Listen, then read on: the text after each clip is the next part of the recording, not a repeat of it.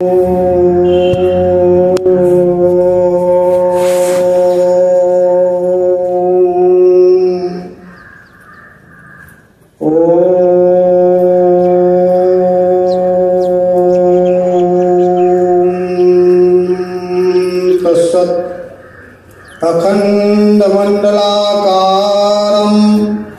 व्याप्तं येन सचराचरं तत्पदं दर्शितं येन तस्मै श्रीगुरुवे नमः।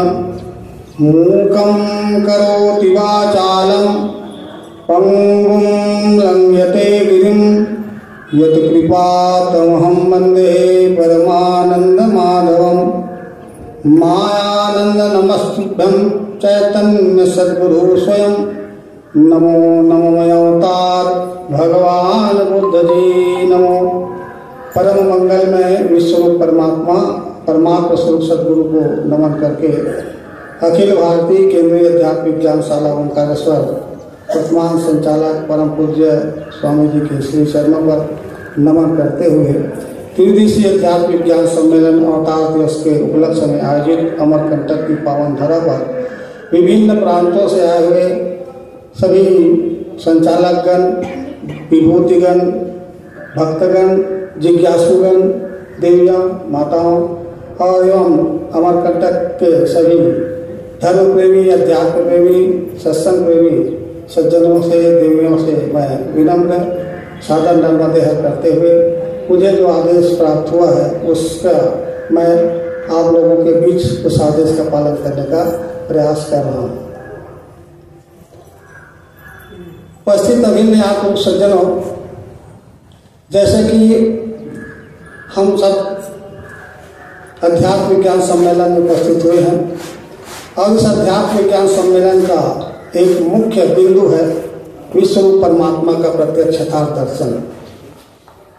विश्वरूप परमात्मा का प्रत्यक्ष यथार्थ दर्शन कहते ही या सुनते ही एक सामान्य व्यक्ति है उसमें एक प्रश्न उपस्थित होता है, अरे हमने तो अभी तक राम को परमात्मा समझा था, कृष्ण को परमात्मा समझा था, भगवान शंकर को परमात्मा समझा था, अनेक प्रकार के और भी ऐसे हम परमात्मा सुने थे, पढ़े थे, समझे थे, परंतु विश्वरूप परमात्मा हम पहली बार सुन रहे हैं।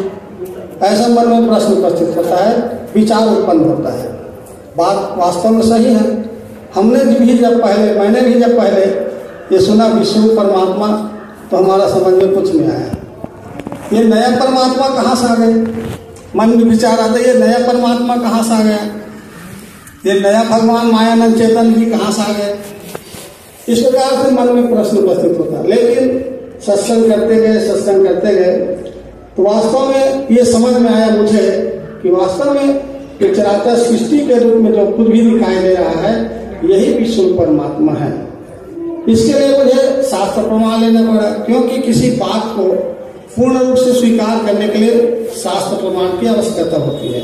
शास्त्र प्रमाण के बाद आप्त प्रमाण की आवश्यकता होती है और आप्त प्रमाण के पश्चात स्वानुभव की आवश्यकता होती है। यानी ये तीन प्रमाण जब मिलते हैं तो कोई भी बात को सत्य है ये स्वीकार लिया जाता है। तो हमने पहले ये विश्व परमात्मा सुना, तो सुन करके शास्त्रों को, रामायण, गीता, वेद, भागवत, पुराणों को हमने भी अध्ययन करना शुरू किया। वैसे हमारे जो संचालक हुए परम पूज्य जीवनानंद चेतन जी, जो प्रचार प्रसार में हमारे क्षेत्र में आते थे, उनके द्वारा भी हमने सुना कि वास्तव में विश्व परमात्मा है। तो हम रामायण पढ़ते थे, गीता पढ़ते थे, लेकिन रामायण और गीता में विश्व परमात्मा तो लिखा है लेकिन हम उसको समझ नहीं पा रहे थे। स्वामी जी ने जब समझाया कि व्यापक विश्व रूप भगवाना ते धरि देह चरित कीर्तनाना, एक अनिह अरूप अनामा अज सच्चिदानंद परधामा। इस प्रकार जब हमने सुना तो हमको सुन करके नहीं माना, पत्तों को पलटना शुरू किया। कहाँ लिखा है रामायण? तो मिला वास्तव में कि वह विश्व रूप परमात्मा ही है। ऐसा और भी उनके दूसरे भाषा में, दूसरे शब्दों में और भी हमको पढ़ने को मिला, जग चेतन जग जीव जग सकल राममय जानी। जड़ यानी जो पदार्थ मिलता जुलता चलता फिरता हमें दिखाई नहीं देता, यद्यपि वो जड़ नहीं है, चलता फिरता हिलता डुलता हमें दिखाई नहीं पड़ता, उसको हम जड़ कहते हैं। तो जड़ और चेतन जो चलते फिरते हिलते डुलते दिखाई देता है उसको चेतन कहते हैं। श्वासोश्वास की क्रिया देते हुए दिखाई देता है उसको चेतन कहते हैं। तो जड़ और ये चेतन सृष्टि, जड़ चेतन जग जीव जग सकल राम में जान, ये सब राम ही है, ये सब परमात्मा ही है। और भी पढ़ा और भी सुना, सिया राम में सब जग जानी। सिया राम में ये सारा संसार ही क्या है, सीता और राम का स्वरूप है। करो प्रणाम जोर जोर पानी, आकर चार और भी पढ़ा, आकर 4,84,000 जात जीव जल थल नववासी, सिया राम में सब जग जान। इस प्रकार से रामायण पढ़ा तो ये सब हमको मिला, तो हमको शास्त्र प्रमाण मिल गया ये विश्व ही विश्व परमात्मा है। श्रीमद् भगवत गीता को जब हम पढ़े सुने तो उसमें भी हमको मिला 11वें अध्याय का नाम ही विश्व दर्शन है। 7वें अध्याय में भगवान श्री कृष्ण जी कह रहे हैं कि अर्जुन विश्व में सब मैं ही हूँ, दूसरा कुछ है नहीं। जैसे सूत्र मनी सूत्र के, ये विश्व में जो कुछ है सब मैं ही हूँ, यानी परमात्मा ही परमात्मा, परमात्मा भाव से भगवान कृष्ण अर्जुन को उपदेश दे रहे हैं। तो यहाँ भी हमको ये मिला कि विश्व ही परमात्मा है। इस प्रकार से स्वामी जी के माध्यम से हमने सुना कि ये उपनिषदों में सुना तो उसमें भी लिखा है विश्व एव इदम सर्वम यत्किंच जगत याम जगत, ये विश्व ही परमात्मा है जो पूर्वापरम पश्चातम दक्षिण अधस्य ओदम प्रसिद्धम ब्रह्म वेदम अमृतम। विश्व एव इदम सर्वम, विश्व एव वरिष्ठम, विश्व एव अमृतम। इस प्रकार अनेक प्रमाण परम पूज्य स्वामी जी के माध्यम से हमें सुनने को मिला, समझने को मिला और हमारे मन में बात आ गई। शास्त्र प्रमाण की आवश्यकता थी किसी बात को समझने के लिए, तो विश्व परमात्मा है, इसको समझने के लिए शास्त्र प्रमाण हमारे पास पोख्ता प्राप्त हो गया। शास्त्र प्रमाण से परख लिए समझ लिए कि विश्व ही परमात्मा है। और आगे जब चलते हैं फिर उसके बाद में क्या होता है आप्त प्रमाण। तो आप्त प्रमाण क्या मतलब होता है, रामचरितमानस में तो लिखा है लेकिन किसने कहा है उस कथन को, रामायण में तो लिखा है लेकिन किसने कहा है उस कथन को, इसको हमको समझना पड़ेगा। रामायण में तो गीता में तो लिखा है, अर्जुन भी कह रहा है स्वर्ग नरक होते हैं, पाप पुण्य होते हैं, युद्ध करूंगा तो पाप लगेगा। तो ये किसका कथन है, ये अर्जुन का कथन है जो संशय कर रहा है। तो ऐसे आप ये आपको प्रमाण नहीं माना जाएगा। आप तो प्रमाण इसको बोलते हैं जो श्रेष्ठ पुरुष जो ग्रंथ का जो नायक होते हैं वो उसके द्वारा कही हुई बात को आप प्रमाण मानते हैं। तो रामचरितमानस में भी ये विश्व ही परमात्मा है, इसका प्रमाण आप तो प्रमाण के रूप में हमें प्राप्त हुआ। क्या भैया, भगवान श्री रामचंद्र जी हनुमान जी से जब मिले तो उन्होंने कहा सो अनन्य जाके असी मति न टरय हनुमंत, मैं सेवक सचराचर रूप राशि भगवान। ये हनुमान ये रूपों के भंडार ही, रूपों का स्वामी ही ये राम है, मैं तो केवल सेवक हूँ, ये भगवान है। इस प्रकार से भगवान श्री रामचंद्र जी आप प्रमाण वहाँ पर उसके मुख से हनुमान जी को बताया जा रहा है। ये हमको वहाँ पर आप प्रमाण भी मिल गया। रामचरितमानस के अंदर ही भगवान शंकर जो है पार्वती को बता रहे हैं, क्या बता रहे हैं, उमाज राम चरण रत विगत काम मद क्रोध, निज प्रभु मैं देखई जगत कासन करहि विरोध। निज प्रभु मैं देखई जगत, ये सारा संसार को ही जो परमात्मा के स्वरूप में देखता है वो किससे विरोध करेगा, अर्थात सारा संसार ही परमात्मा का स्वरूप है। ये किसको दिखता है, केवल जिसके अंतःकरण से काम क्रोध लोभ मद मोह मत्सर इत्यादि प्रकार के विकार निकल चुके हैं, ऐसे लोगों को दिखता है। चिदानंदमय देह तुम्हारी विगत विकार जान अधिकारी। ये परमात्मा, इस विश्व परमात्मा किसको समझ में आता है, किसको दिखता है, उसके अंतःकरण से विकार निकल। इस प्रकार से रामचरितमानस में भगवान शंकर के द्वारा, भगवान राम के द्वारा ये आप्त प्रमाण हमको मिला कि विश्व ही परमात्मा है, जिसे संसार कहते हैं, जगत कहते हैं, दुनिया कहते हैं। लेकिन एक बात जिस पर बहुत ज्यादा प्रचलन है, बड़े बड़े ज्ञानी कहलाने वाले लोग इस बात को विशेष रूप से कहते हैं, वो क्या कहते हैं, ये संसार परमात्मा नहीं हो सकता, ये जगत परमात्मा नहीं हो सकता, ये तो मिथ्या है, झूठा है, प्रपंच है, नाशवान है। इस प्रकार से वो हमको कहने सुनने को मिलता है। लेकिन इसको जब हमने यहाँ पर अध्ययन किया, परम स्वामी जी के माध्यम से इसको जब समझा तो उसको हमको ये पता चला कि ऐसा कहने वाला व्यक्ति आप्त नहीं है। शास्त्र में जरूर लिखा है, रामायण जरूर लिखा है, हमारे धर्म ग्रंथ में जरूर लिखा है, लेकिन ये आप तो प्रमाण नहीं है। ये से कहने वाला संसार मिथ्या है, ऐसा कहने वाला वो कौन सा व्यक्ति है? वो है दस्कंधर रावण। तब दस्कंध विविध विधि समझाई सब नारी, नस्वर रूप जगत सब मन में करो विचार। ये कौन कह रहे हैं? भगवान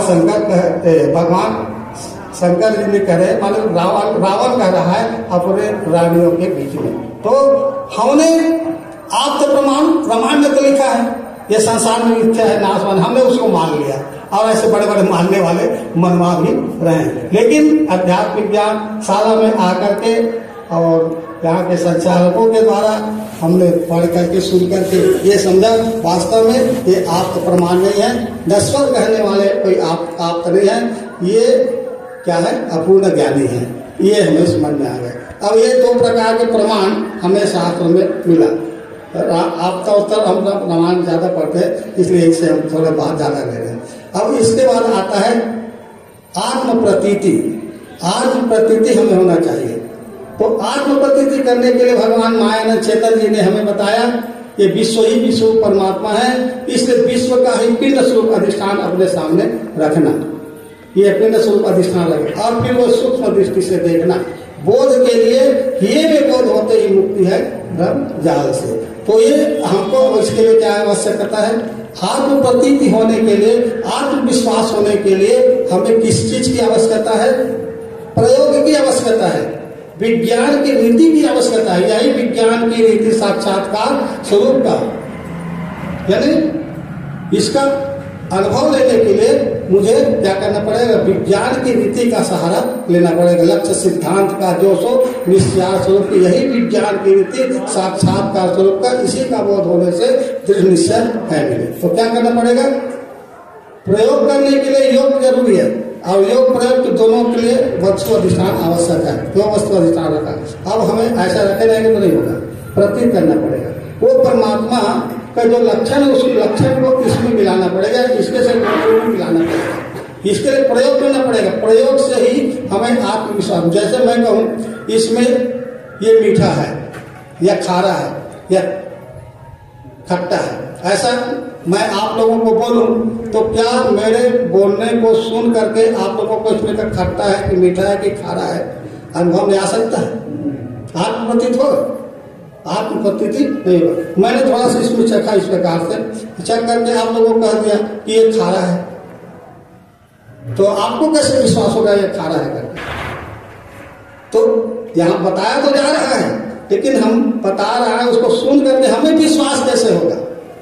मुझे स्वयं को जीभ से लगा करके यहाँ पर चेक करके मुझे देखना पड़ेगा। जब मैं चेक लूंगा तो मुझे समझ में आ जाएगा कि ये मीठा है कि नहीं? तो इस प्रकार से आत्म प्रतीति होने के लिए प्रयोग आवश्यक है और प्रयोग करने के लिए भगवान मायानंद चेतन जी ने ये सर्वांग योग पुस्तक यहाँ पर रचना किया। दिव्य दृष्टि जिसे कहते हैं, आदि आदि नाम है। आप सब बहुत विद्वान हैं, मैं संक्षिप्त में मेरे समय के अनुसार से आप लोगों के बीच में ये बात रखने जा रहा हूँ। ये सर्वांग योग पुस्तक निर्माण किया जहाँ पर प्रैक्टिकल विज्ञान की रीति है, उसका यहाँ पर थ्योरी लिखी गई है।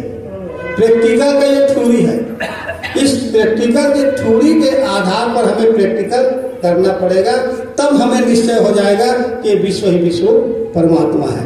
भगवान आप रूप में बताया, यहाँ पर शास्त्र में बताया। अब हमें इससे क्या करना पड़ेगा? प्रयोग में हमको देखना पड़ेगा।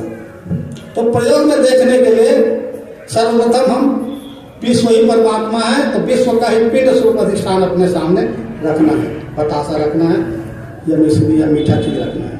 फिर रख करके क्या करना है? विज्ञान की रीति से देखना है, प्रयोग की दृष्टि से देखना है। तो प्रयोग की दृष्टि से हमें क्या देखना है? उसके लक्षणों को देखना है। परमात्मा के जो लक्षण होते हैं ना, किसी भी चीज का लक्षण होता है। आम का है तो आम का कोई लक्षण होगा कि नहीं? पपीता बोला तो पपीता का कोई लक्षण होगा कि नहीं? हमने बोला नारियल तो नारियल का कोई लक्षण होगा नहीं होगा? सेब फल बोले तो सेब फल का कोई लक्षण है कि नहीं है? यानी उन लक्षणों के, बकरी कहा तो बकरी का लक्षण है, गाय बोला तो गाय का लक्षण है, घोड़ा बोला तो घोड़ा का लक्षण है। इस प्रकार से हर नामधारी जो वस्तु हो या जीवधारी हो, उनके क्या होते हैं? लक्षण होते हैं। तो परमात्मा विश्व भी एक नाम है, इस विश्व नाम के जो धारण करने वाला नाम को धारण करने वाला जो नामी वस्तु है, उसका भी कोई लक्षण होगा कि नहीं होगा। उस लक्षण से वो ध्यान में रखते हुए हमें यहाँ पर प्रयोग में देखना है। हमें यहाँ पर प्रयोग में देखना है। क्या देखना है? अब क्या लक्षण है, अब इसके लिए हमको तीन प्रार्थना करना पड़ेगा। वो परमात्मा सबसे बड़ा है, सबसे बड़ा है, नहीं तो आदि मध्य अवसाना, हमें तो प्रभाव भेद देगा। इस प्रकार अनंत विस्तार में, हरि अनंत हरि कथा अनंत, अनंत है वो, अनंत विस्तार में फैला हुआ है, बहुत बड़ा है।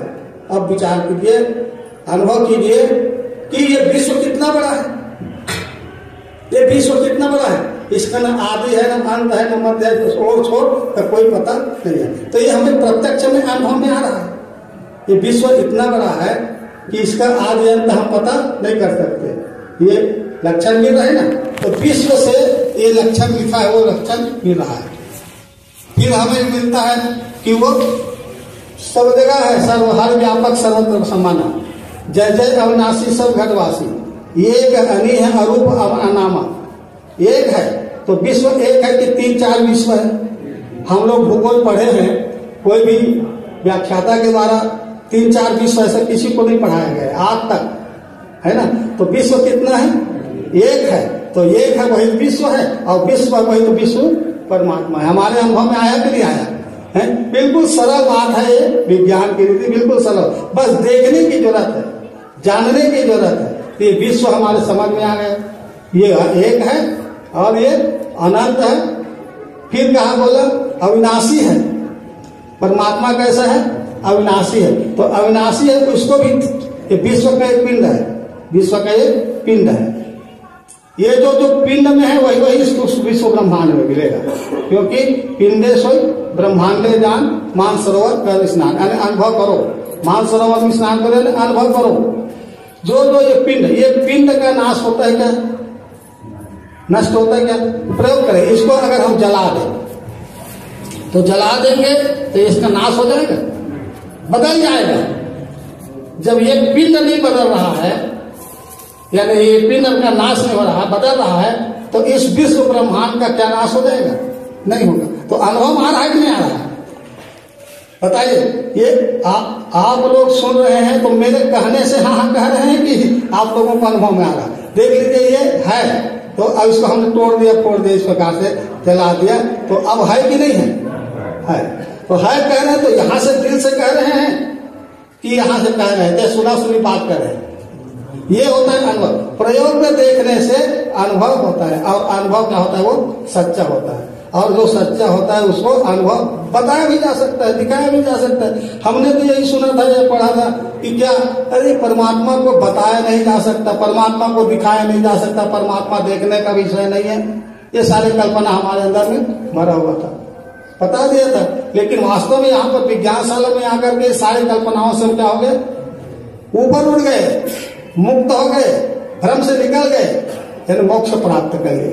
तो ये हमें ये सब लक्षण यहाँ पर मिल रहे हैं। ये थोड़ा थोड़ा बाहरी लक्षण है, सामान्य रूप से लक्षण है, लेकिन हमें अब आंतरिक लक्षण में आना है, उसको समझना है। इसको जानने के लिए मनुष्य के पास, यानी हमारे पास 8 साधन है, 5 ज्ञानेंद्रिय, 6वां साधन मन है, 7वीं बुद्धि, 8वां स्वयं जीव ज्ञान है। वो परमात्मा सब जगह कैसे है, कण कण में कैसे है, अपने में कैसे है, बीच में कैसे है, उसको हमको जानना है। तो यहाँ पर जानने के लिए हमारे पास यहाँ पर भगवान तीसरे अध्याय में समझाते हैं, स्वरूप वस्तु का देखो, देखा सोचा जान। अब यहाँ पर शास्त्रीय विधि से इसको समझ रहे हैं। गीता में 15वां अध्याय में भगवान कृष्ण जी के द्वामी में पुरुष लोग सरस अक्षर एवं सरस सर्वान पुतानी पुतस अक्षर पूछे।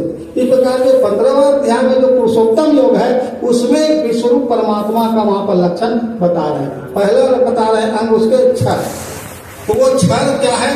तो स्वरूप वस्तु का देखो, देखा सोचा जाना। वहां पर जो बता रहे हैं वो ये दिख रहा है, स्वरूप वस्तु का देखो, देखा सोचा जाना। क्षर किसको कहते हैं? परिवर्तन। क्षर किसको बोलते हैं? परिवर्तन। ये ऐसा है, अभी थोड़ी देर में कैसा हो गया? ऐसा हो गया, बदल गया। और इसको हम जला दे तो भी बदल गए। तो इसके से हमारे से जो कुछ भी हम देख रहे हैं, ये सब क्या है? परिवर्तनशील है। जो कुछ हम देख रहे हैं अपने इंद्रियों से, ये सब क्या है? परिवर्तनशील है, यही क्षर है। तो मुमुक्षु ने प्रथम अध्याय सर्वांग योग में प्रश्न किया था, कहे तत्श्रुति वो क्या है, क्या है तुम, रहता कहाँ। असी कहा जिसे वो क्या ध्यान में बैठता नहीं।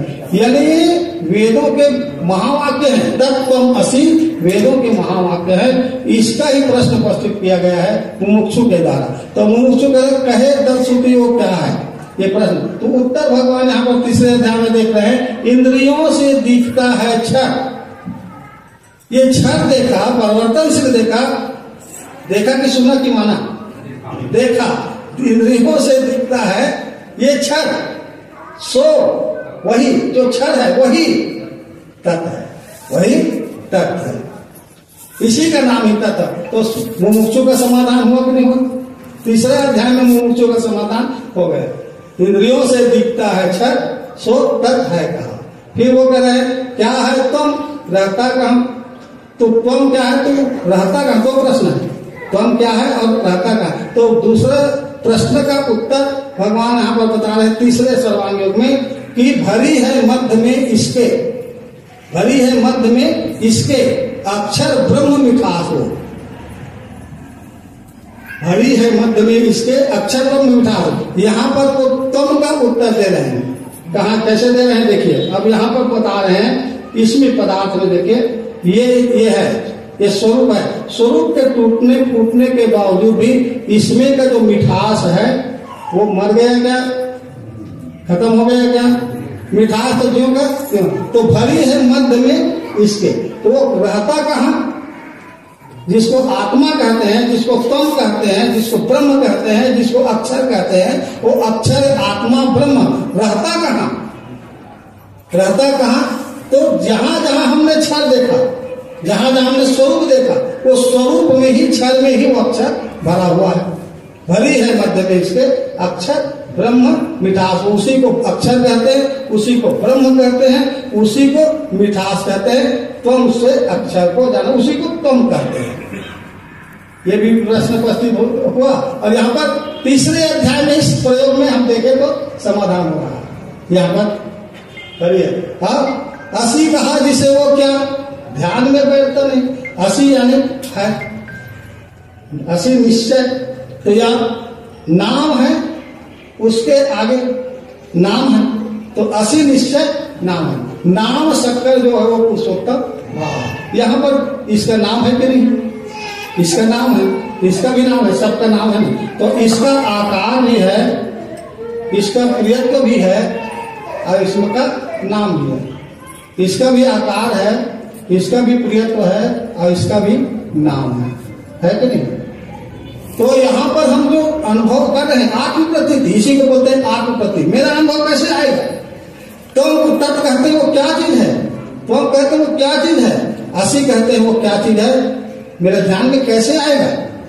तो अब ध्यान में, यहाँ पर तो ध्यान में आ गया कि किसको ध्यान में आ गया, जो ज्यादा पढ़े लिखे समझदार है, ज्यादा जिज्ञासु है, उनको समझ में आ गया। लेकिन कुछ कम पढ़े लिखे या कुछ जो मंद बुद्धि के होते हैं हमारे जैसे, उनको ध्यान में लाने के लिए भगवान चौथे अध्याय से यहाँ पर बता रहे हैं। तो बता क्या रहे हैं, अब ये ध्यान में बैठे, ध्यान में बैठने के लिए प्रयोग में ही ध्यान में आएगा। लेकिन अब एक एक ध्यान में संपूर्ण बैठे। क्षर क्या है वो भी ध्यान में बैठे, अक्षर क्या है वो भी ध्यान में बैठे, और नाम क्या है वो भी ध्यान में बैठे, संपूर्ण ध्यान में बैठे। इसलिए अब क्षर में अंग है 8, तो 8 अंग कौन सा है? तीसरा ध्यान में बताया क्या, ध्यान में आएगा। क्षर में अंग है 8, तो तीसरा अध्याय जो हमें ध्यान में आएगा नहीं आएगा। कौन कौन से 8 अंग है? तो वहां पर वो चौथा अध्याय और 5वां अध्याय में समझने से वो हमारे ध्यान में आएगा। ऐसे ही 8 अंग स्थित है क्षरभाव में, 5वां अध्याय बता रहे, तो वो चौथा अध्याय से शुरू करते। अब ये ध्यान में बैठे, क्षर का अंगों का ध्यान करना है, क्षर के अंगों का ध्यान। क्षर में प्रथम अंग है अग्नि तत्व। अग्नि तत्व की क्रियाशील ज्ञान में हमारे पास क्या है, नेत्र है, आंख है, और आंख से हम यहाँ पर अग्नि के प्रकाश में क्या देखते हैं, यहाँ पर रूप देखते हैं। तो रूप अपनी आंखों से देखो दिखता है, पर ऐसे ही बीच में सारे रूप का दिखना है। ये रूप अखंड है, अनादि है, अनंत है। ध्यान में आ गए, लेकिन अभी ध्यान में नहीं आया। जो नए लोग हैं उसको अभी ध्यान में नहीं आया। ये मैं तो बता रहा हूँ, यहाँ से लेकर के रूप ऐसा सब जगह ऐसा मैं बता रहा हूँ, तो वो उनके अभी ध्यान में नहीं आया, क्योंकि वहां पर फिर से उसको बताना पड़ेगा। ये जो है नारियल सब जगह नहीं है। हम यहाँ पर रूप दिखा रहे हैं, भगवान रूप दिखाते हैं, लेकिन सभी सामान्य लोग क्या देखते हैं, इसमें नारियल देखते हैं। सामान्य लोग क्या देखते हैं, देखो बोलते हैं तो क्या देखते हैं वो लोग, ये इतना ही इकाई को देखते हैं। तो हम इकाई नहीं दिखा रहे हैं, भगवान यहाँ पर इकाई नहीं दिखा रहे हैं, वो रूप दिखा रहे हैं। ये भी ध्यान में नहीं आया, रूप कहने से वो भी अभी ध्यान में नहीं आया। थोड़ा सा और विचार करें, वो ध्यान में कैसे आएगा। आंख से देखो, आंख से देखो, है दिखता है कि नहीं दिखता है? आंख से देखो, है दिखता है केवल।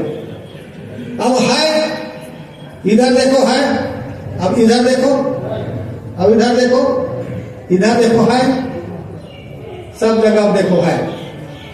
अब ध्यान में आया, ये है ध्यान में आया ना। है का नाम आंख से देखने पर रूप दिया है अखंड है अखंड है। कोई नहीं कहेगा कि यहां है और बीच में, यहां भी है ना, बीच में भी है, यानी है अखंड है। और है को जब आंख से देखा तो है का नाम क्या दिया, रूप दिया। ये रूप क्या है, फिर अगर गहराई में जाते हैं तो रूप अग्नि तत्व का गुण है। तो आंख क्या है, तो आंख अग्नि तत्व की क्रियाशील ज्ञानेंद्रिय है। तो बीच में है वो क्या है, वो अग्नि तत्व की प्रकाश ही है। यानी वही स्वयं दृष्टा, दर्शन और दृश्य बन करके वो स्वयं ही पूरा अखंड विश्व में विराजमान है। दूसरा, अनुभव में लाने के लिए, ध्यान में लाने के लिए, जिसके पास आंख नहीं है वो कैसे करेगा? भगवान ने उसके लिए दूसरा साधन दिया है, इसे हाथ लगा देखो, आता है स्पर्श ध्यान में। अब ये ध्यान में आ रहा है, ये अब ध्यान में आ रहा है कि नहीं? क्या ध्यान में आ रहा है? फिर से है ध्यान में आ रहा है ध्यान में आ रहा है। छू करके देखा, त्वचा से देखा, इसलिए है का नाम क्या हो गया, स्पर्श हो गया। है का नाम क्या हो गया, स्पर्श हो गया। फिर ये स्पर्श या है, ये अखंड और अटूट सब जगह है, कहीं भी खाली नहीं है। ठीक है, ये ध्यान में आ रहा है। तीसरा साधन हमारे पास ध्यान में लाने के लिए कान है। कान से हम इसको है ध्यान में आया है, ध्यान कान से ध्यान करना है ना। तीसरा साधन हमारे पास कान है। तो मैं पूछ रहा हूं है ध्यान में आ रहा, नहीं आता है। तो भगवान कहते हैं ध्यान में लाने के लिए बजा के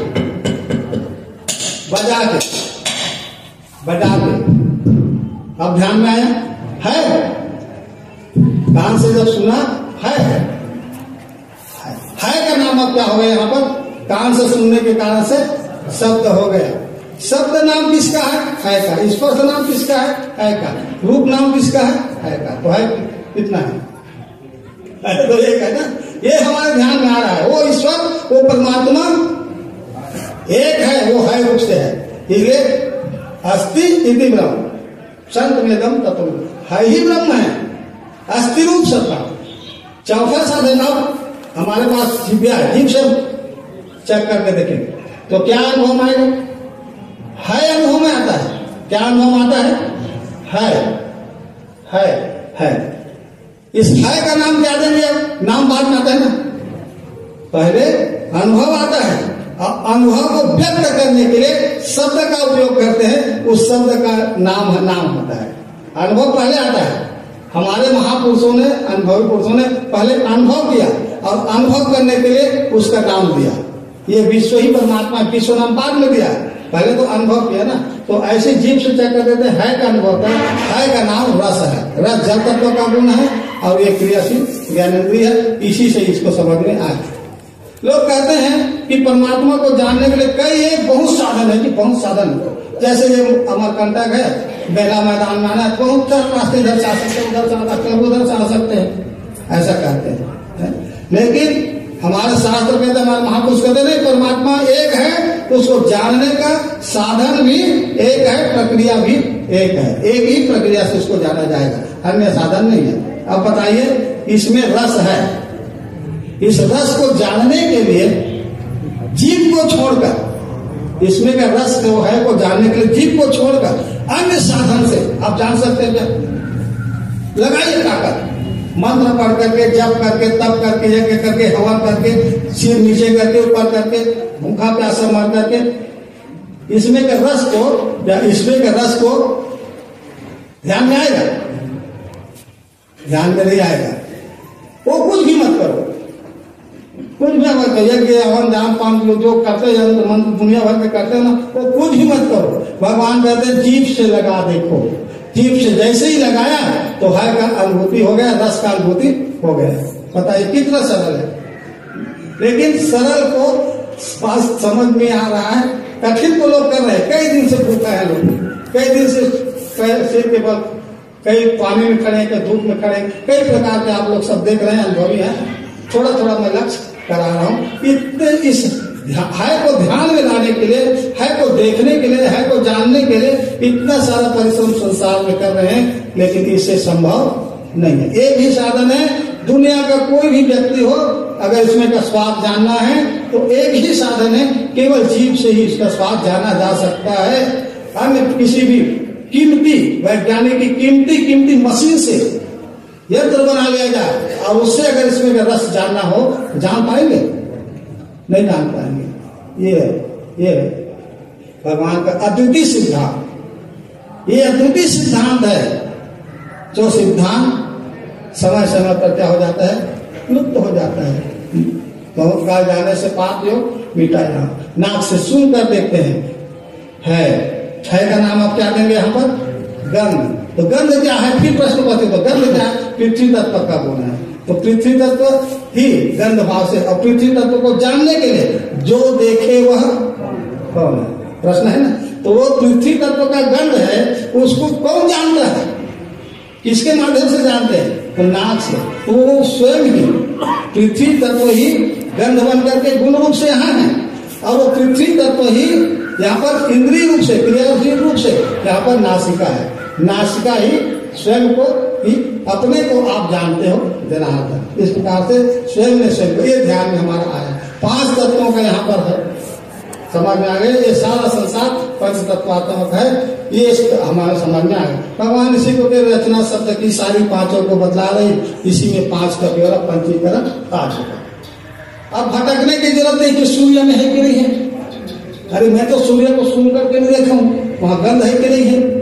सूर्य को तो वैसे छू करके नहीं देखा हूँ, वहां स्पर्श है कि नहीं है। सूर्य को तो ऐसे बजा करके नहीं देखा हूँ, वहां शब्द है कि नहीं है। प्रश्न उपस्थित करते हैं।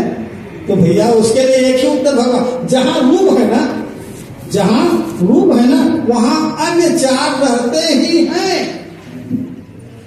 जहां रूप है, आंख से देखा रूप है कि नहीं है, जहां पर रूप है वहां अन्य 4 रहते ही हैं।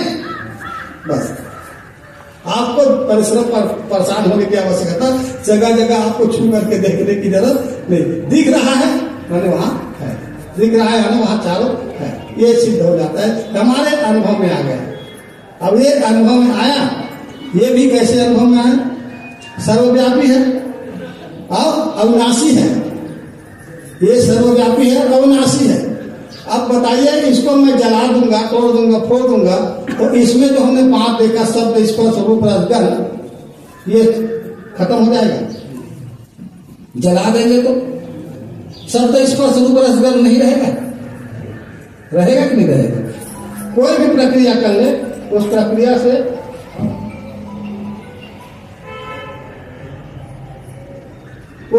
से हमको ये समझ में आ गया कि वो अविनाशी है, सब जगह है और अखंड है।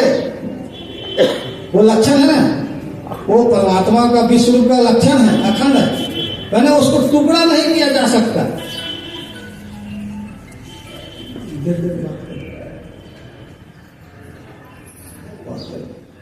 वो अखंड है। कैसे अनुभव में आएगा? अखंड है वो, अनुभव में कैसे आएगा? अनुभव में लाना जरूरी है। शब्द में तो सब बोले ही रहे हैं, अखंड है। मैं बच्चे 5 साल का 2 साल के बच्चों को बोलवा दूंगा, वो परमात्मा अखंड है बोल दो तो बोल देगा। अनुभव में क्या ऐसे आएगा? यहाँ हमने 5 देखा ना, 5 को अगर हम अलग अलग 5 प्लेटों में टुकड़ा करके रखना चाहें, खंड करना चाहें, तो टुकड़ा होगा?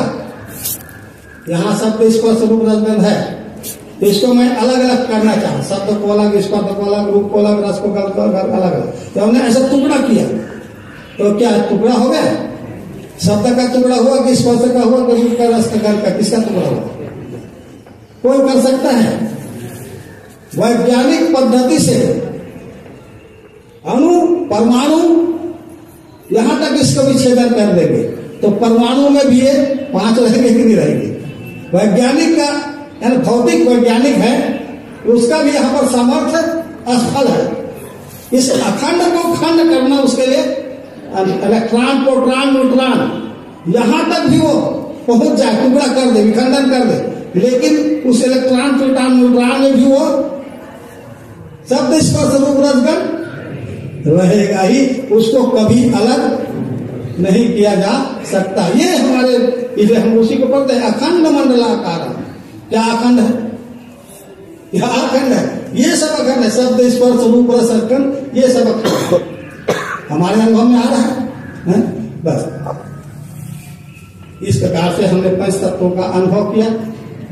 अब आगे 3 गुण इसमें क्रिया शक्ति, ये द्रव्य शक्ति है, ये जड़ शक्ति है, द्रव्य शक्ति है, सारा संसार इसी पर आधारित है, ये आधार है। अब इसमें हमें अंतर दिखता है कि कुछ पदार्थ हिलते डुलते दिखते हैं और कुछ पदार्थ स्थिर दिखते हैं। ये चल फिर नहीं रहा, अब ये चल फिर नहीं रहा, अब ये चल फिर रहा है। इसका कारण क्या है? क्यों चलता फिरता दिखाई दे रहा है और ये चलता फिरता क्यों नहीं दिखाई दे रहा है? इसका कारण क्या है? इसके कारण है 3 गुण। 3 गुण से संसार की समस्त क्रियाएं हो रही है। जितना भी हलचल हो रहा है, जितना भी परिवर्तन हो रहा है, ये 5 तत्वों में हो रहा है। और 5 तत्वों में परिवर्तन का कारण क्या है? 3 गुण है। इस 3 गुण को ही क्या कह देते हैं? उत्पत्ति करने वाला, पालन करने वाला, संहार करने वाला, ऐसा नाम दे दिए। शंकर, विष्णु, ब्रह्मा इस प्रकार नाम दे देते हैं। ठीक है, उसको अनुभव में आप लाओ कि यहाँ पर 3 गुण है, तो 3 गुण को हम अनुभव में कैसे क्या लाएंगे? इसमें 3 गुण है, वो जो क्रिया शक्ति है, ये क्रिया शक्ति 3 गुण को, सतोगुण को अनुभव करने के लिए भगवान कहते हैं कि इसको घी के साथ मिला करके खाओ। देखो नहीं, कई लोग ऐसे कहते हैं, कहाँ लिखा है? खाने को कहाँ लिखा है? वो बाल का खाद निकालने वाला, हाँ, वो बाल का खाद निकालते हैं, वो तो लिखा नहीं है। अरे बता रहे हैं घी के साथ मिला करके खा करके देखो, तो आपको खाते समय अच्छा लगेगा और खाने के पश्चात भी अच्छा लगेगा, सुख शांति मिलेगा। ऐसे सुख शांति जो आता है उसको सतोगुण कहते हैं। अब लगा लो सब में, ये माइक अच्छा से चल रहा है तो कौन सा गुण में है? ये भी सतोगुण में है। सबको साफ सुथरा बढ़िया सुनाई पड़ा, अच्छा लग रहा है, सबको सतोगुण में है। आप लोग शांति से सुन रहे हैं, बैठे हैं, अच्छा लग रहा है, मुझे देख रहा हूँ तो सबको शांति से बैठे, आप लोग मुझे सतोगुण दिख रहे हैं। मैं आप लोगों को कुछ बता रहा हूँ, समझा रहा हूँ या बोल रहा हूँ, अपने अनुभव व्यक्त कर रहा हूँ, आप लोगों को समझ में आ रहा है, तो मैं आप लोगों को कैसे दिख रहा हूँ?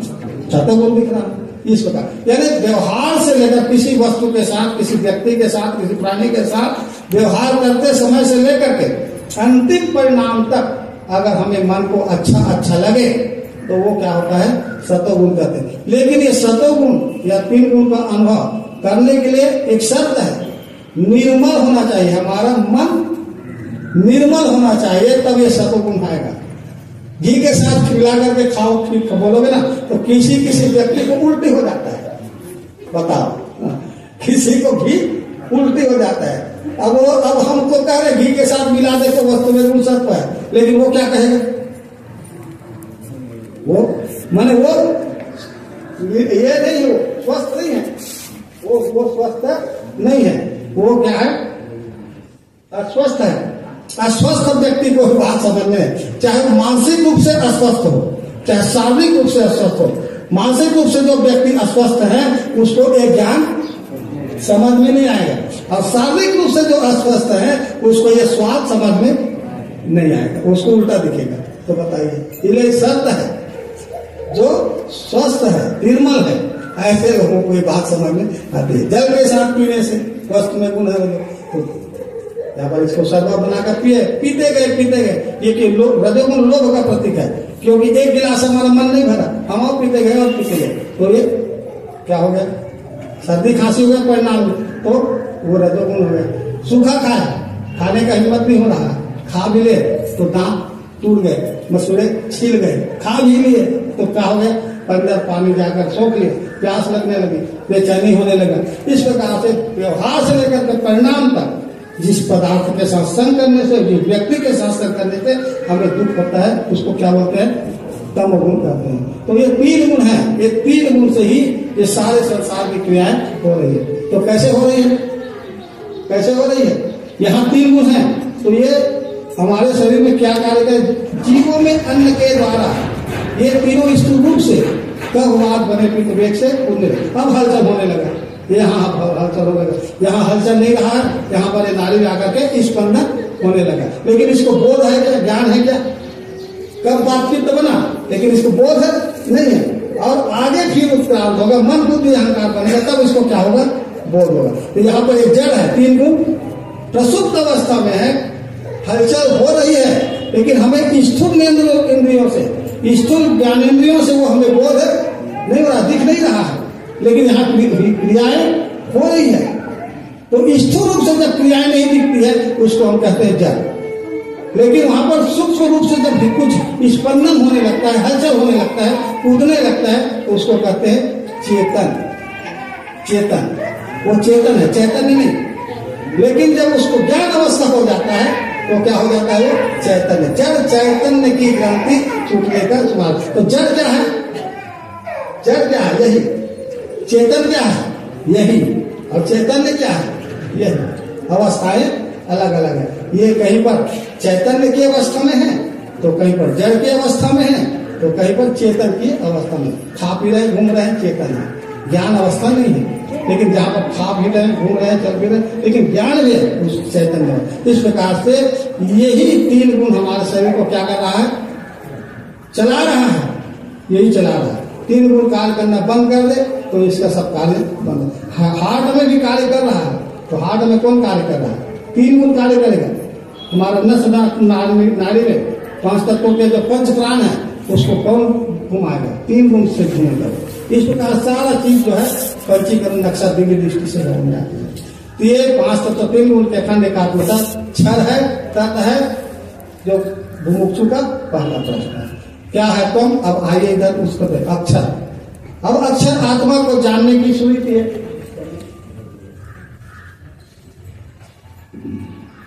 थोड़ा सा बाकी है ना, तो अहम अक्षर। ये अक्षर को जानना बहुत सरल है, लेकिन अगर विधि छोड़ दें तो जन्म जन्म मुनियत्न कराही अंतराम का आवर नहीं। विधि अगर छोड़ दे किसी भी कार्य में, तो करने की एक विधि होता है। विधि को अगर हम छोड़ करके अगर सफलता पाना चाहें तो हमें सफलता नहीं मिलेगी। अक्षर को जानने की विधि है, अक्षर को जानने की विधि, उस विधि के साथ। तो भगवान क्या विधि बता रहे हैं, क्या तरीका बता रहे हैं? अब अक्षर आत्मा को जानने की सुरीति है, सुंदर रीति बता रहा हूं। लेकिन शर्त क्या है, इसे लेना श्रद्धा से, सात्विकी ही है, सात्विकी भाव से लेना, सात्विकी भाव से लेना। जैसा मैं समझा रहा हूं वैसे समझना, तब सात्विक होगा। जैसे मैं समझा रहा हूं वैसे ही समझना। मैं समझा कुछ दूसरा, आपको समझ रहे दूसरा, तो क्या वो सात्विक होगा? क्या नहीं होगा। तो इस प्रकार संपूर्ण विश्व की लीला रहता कहां, क्या है कौन, रहता कहां? संपूर्ण विश्व की लीला क्षर में जिस हो रही, जो क्रियाएं हो रही हैं, जो परिवर्तन हो रहा है 3 गुण के कारण से 5 तत्वों में, उस परिवर्तन में भी वो क्या है, भरी है। संपूर्ण विश्व की लीला क्षर में जिस हो रही, उसमें जो बैठी हैगी, किस रूप में बैठी है? वो अस्थि किस रूप में बैठी? अस्थि भांति प्रिय रूप से बैठी है। अस्थि भांति, उसमें जो बैठी हैगी अस्थि भांति प्रिय रूप से बैठी है। अब हमको पढ़ तो लिया, सुन तो लिया, अनुभव करना है ना, बार बार बता रहा हूं, अनुभव करना है। ये क्षर हो रहा है, क्षर इसमें देखा ना, 5 तत्व देखा, इसमें आत्मा को देखना है। तो आत्मा देखने के लिए क्या, पहले देखो अस्थि हो रहा है, अस्थि तो है कि नहीं है? अभी देखा ना 5 तत्व में 3 गुण में सब अस्थाई ही है, देखा ना, अनुभव किया तो अस्थि है, अनुभव में आ गया। तो ये है क्यों कह रहे हैं? इसको है क्यों कह रहे हैं? भांति। ये है क्यों कह रहे हैं? भांति के कारण से। तो भांति क्या है? अस्तित्व में है। अस्थि का अस्तित्व है। अस्थि का अस्तित्व के कारण से हम अस्थि कह रहे हैं। अगर अस्तित्व में नहीं होगा तो हम अस्थि कहेंगे क्या? तो अस्तित्व हमें क्या हो रहा है? भास रहा है, बोध में आ रहा है ना। या सीधा शब्दों में सामान्य भाषा में बोले तो क्या बोल रहे हैं? अस्तित्व हमें दिख रहा है, अस्तित्व के रूप में दिख रहा है। इस अस्तित्व के कारण ही हम इसे अस्थि कह रहे हैं। ठीक है। और क्या है? वो प्रिय है। तो ये प्रिय है कि नहीं है? प्रिय नहीं होता तो काहे ले आता इसको? ये प्रिय है कि नहीं है? कौन सा ऐसा पदार्थ है प्रिय है कि नहीं है? सब प्रिय है कि नहीं? सब प्रिय ही प्रिय है, सब प्रिय है। देखना है, बस समझना है हमको, सब प्रिय है। एक व्यक्ति बोला वो चाय पी रहे थे, उसी समय चाय में मक्खी आ गई। अनुभव बता रहा हूं ना, ऐसे ऐसे प्रश्न करते हैं। वो चाय में मक्खी आकर के गिर गई। अब वो बोलता है ये मक्खी प्रिय है कि नहीं है? ऐसा प्रश्न क्या? बताओ, ये मक्खी चाय में आकर के गिर गई तो ये मक्खी प्रिय है कि नहीं है? तो क्या बताएंगे? अरे प्रिय है। काहे के लिए प्रिय? अरे फेंकने के लिए प्रिय है, नहीं है, है? हमारे घर में है ना, फेंकने के लिए प्रिय है। क्योंकि प्रिय का अनेक रूप है। कहीं ग्रहण करने के लिए प्रिय है सतोगुण से, तो कहीं तमोगुण से त्यागने के लिए प्रिय है। प्रिय जो है सब रूप में है। ये अनुभव में हमें समझना है ना। तो सब रूप में वो प्रिय ही है। बताओ, ऐसे भी प्रश्न करने वाले होते भाई। कोई एक प्रश्न कर रहा था, ये ऐसा, ये बतासा है तो अब बतासा तो टूट गया। बतासा ये बतासा मुझे इस रूप में प्रिय है, अब टूट गया तो मुझे प्रिय नहीं है। सही बात है। कौन है प्रश्न करने वाला? मेरी धर्मपत्नी। मेरी धर्मपत्नी ये प्रश्न की है। ये प्रिय है बोलते हो तो अभी तो प्रिय है, ये टूट गया या जल गया तो मुझे तो प्रिय नहीं लग रहा है। तो अब यह क्या उत्तर दोगे? ये जो तुझे प्रिय लग रहा है तो बुद्धि का प्रियत्व ये नहीं है, ये तुम्हारे मन का प्रियत्व है। मन का अच्छा लगने को आप प्रियत्व समझ रहे हैं। देखो, बहुत बड़ा भाव होता है। मन के अच्छे लगने को हम प्रियत्व समझ रहे हैं बहुत दिनों तक। मन का अच्छा लगना प्रियत्व नहीं है, ये हमें ध्यान रखना चाहिए। बुद्धि के द्वारा उपयोगिता सिद्ध होना, बुद्धि के द्वारा हर पदार्थ का उपयोगिता सिद्ध होना, काम की चीज सिद्ध होना, ये प्रियत्व है। अब बताइए, चलो जला दिया, तोड़ दिया, तो अब वो काम का है कि नहीं? मेरा काम करे तो किसी का काम का है कि नहीं? इस प्रकार से ये हमें अस्थि भांति प्रिय रूप से ये हमारे अंदर, ये सबके अंदर भरा हुआ है आत्मा। इसी को आत्मा कहते हैं। ये बात यहाँ पर बता दिया गया। ठीक है। अब ये साकार है कि निराकार है? इसी को अच्छा कहा, इसी को अच्छा कहा, तो इसको क्या बोलेंगे? समय को ध्यान में रखते हुए इसको क्या बोलेंगे? साकार लाओ भैया, थोड़ा दुकान से लाना, साकार लेके खरीद कर लाना, क्या लाओगे? क्या देगा? निराकार लाना भैया, क्या लाएंगे? साकार और निराकार नाम से कोई चीज आपको बाजार में, दुकान में मिलने वाला नहीं है, ये ध्यान में। इसलिए नाम से असी निश्चय नाम है। नाम से सब नाम ले लो तो बतासा लाना भैया, मिश्री लाना, नारियल लाना, नारियल लेकर आ गए तो ये सच बोलना कि इस नारियल लाए हो उसमें आकार आया कि नहीं आया, और उसका प्रियत्व आया कि नहीं आया? तो नाम ले तो भव सिंधु सुखाई, नाम लेते ही लय हो जाता है। नाम है उसके आगे जान की बुद्धि जहां लय को प्राप्त होती है वही शुद्ध जाना। इसलिए साकार और निराकार मानने से काम नहीं चलेगा, बल्कि वो साकार और निराकार एक ही वस्तु में है, ये जानने से, नाम लेने से हमारा व्यवहार होगा। ये वस्तु में साकार और निराकार कहाँ लय हो गया? वस्तु में लय हो गया। वस्तु कितना है? एक है। तो वस्तु कहने से भी व्यवहार होगा। जाओ वस्तु लाना, क्या लाओगे? क्या मिलेगा? वस्तु लाओ भैया, वस्तु लाओ, क्या लाओगे? इसलिए वस्तु में साकार और निराकार का लय हो रहा है, लेकिन वस्तु के साथ व्यवहार करने के लिए वस्तु का नाम लेना पड़ेगा। तो कौन सा नाम लेना पड़ेगा? यहाँ पर इसका पदार्थ का नाम नारियल है या माइक है। इस प्रकार आंगिक नाम अलग है, लेकिन हम आंगिक नाम तो पहले से ही जानते थे। आंगिक नाम हम सब पहले से जानते हैं। ये क्या है? इसका आंगिक नाम जानते हैं। ये क्या है? इसका नाम जानते हैं। सब आंगिक नाम जानते हैं, लेकिन सर्वांगीण नाम, जहां सब नाम जहां पर मिल गया है, उसका नाम है विश्व, उसका नाम है अस्थि रूप। उसका एक नाम अस्थि भी है, उसका नाम विश्व भी है, और सर्वांग ने उस अस्थि को, उस विश्व को क्या नाम दिया है? बुद्धि में स्थित होवे मैं ही संपूर्ण मैं नाम दिया है। उसका क्या नाम हो गया? मैं नाम। मेरा क्या नाम है? मैं। कौन हो भैया? मैं। कौन हो जी? मैं। बोलते नहीं बोलते? मैं का क्या नाम है? तो रामलाल, श्यामलाल। बाद में आता है कि नहीं आता है? पहले पूछा जाता है कौन है, क्या बोलता है अंदर से? कौन बोलते हैं? मैं हूं। उस सब नामों का, वो सब नाम एक नाम, उस विश्व का एक नाम मैं हूं। तो मैं नाम जब मुझे मालूम हो जाए, निश्चय हो जाए, बुद्धि में स्थित है मैं ही संपूर्ण विश्व हूं। अकंप धारणा बैठे गया पर समाधि सो। ये हमें अनेक नाम है। इस अनेक नामों का सामान्य रूप से विश्व नाम दिया है। तो विश्व ही परमात्मा, ऐसा मेरे अनुभव में आया है। ऐसा जान लेने के बाद में जो वेदों का सार जो है, चाहे भक्ति कहो, मोक्ष कहो, जो भी कहो, वो आपको प्राप्त हो गया। अनन्यता मिली उसको, वेदों का साथ भी मिला। जब मिल गया तो क्या करोगे? क्या करोगे? उपयोग करो। उपयोग करोगे नहीं करोगे? आपको ये मिल गया तो इसको उपयोग करो। ये मिल गया तो इसमें गाड़ी आपके पास नहीं था, खरीद लिया, गाड़ी ले आए। अब गाड़ी को ला करके क्या करोगे? उपयोग करना ही भक्ति है। तो कैसा उपयोग करो? गुणानुसार उपयोग करो। 3 सीट का या 2 सीट का गाड़ी 5 सीट मत बैठो, है कि नहीं? हो गया। यानी गुणानुसार उपयोग करने का नाम ही भक्ति है। उपयोग करने का नाम ही भक्ति है, उसी का नाम ही सेवा है। तो जो जो व्यक्ति जैसे जैसे पदार्थ है, उसके साथ हमारा कुछ न कुछ संबंध है। उस संबंध को हम क्या करें?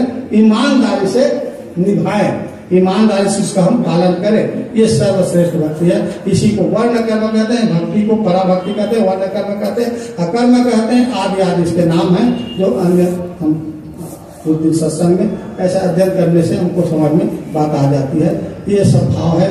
तो यही विशुद्ध है, और इसी से हम सबको सुख शांति मिलेगी। यही ज्यादा क्या बोलूं, बोलने तो बहुत आ जाता है, लेकिन इतना मोटा मोटा बातें हैं। हमने बहुत संक्षिप्त में आप लोगों के बीच में